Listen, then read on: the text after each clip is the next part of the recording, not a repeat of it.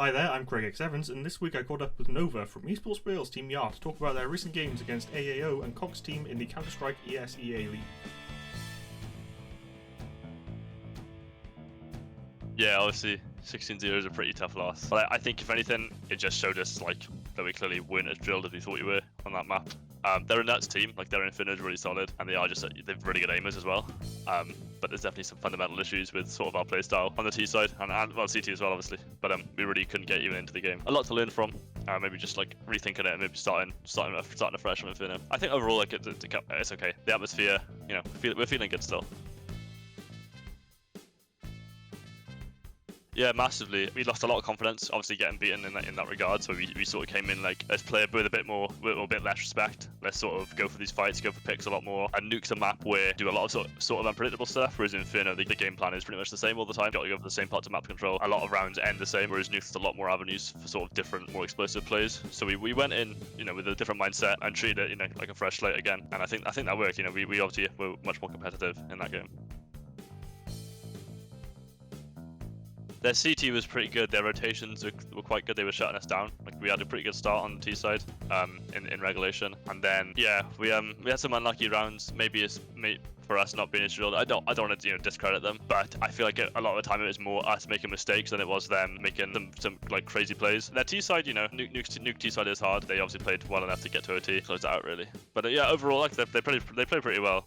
They were a good opponent to play against for sure. Plenty to learn from, I think, for both us and them.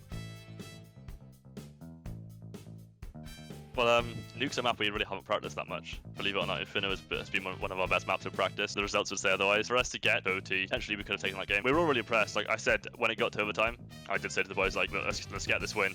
But we've taken them for 30 rounds. We've done better than we should have done. See how it goes.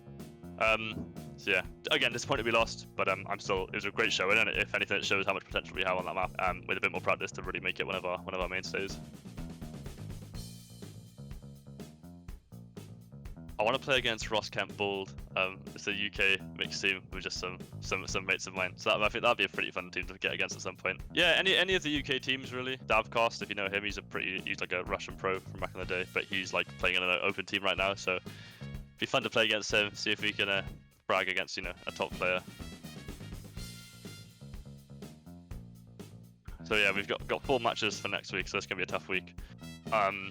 But it's the same sort of thing. We take the demo, we review, sort of see where we're making mistakes.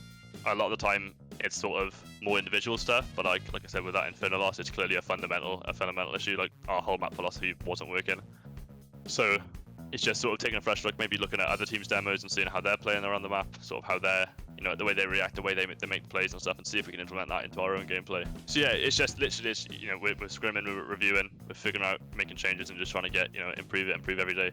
We're gradually getting there. I said it's early days. The season was, like you said, more of a test in the waters than it was, a playoff season or a qualifier season. But we'll see. There's still plenty of the season left, and see where we can go.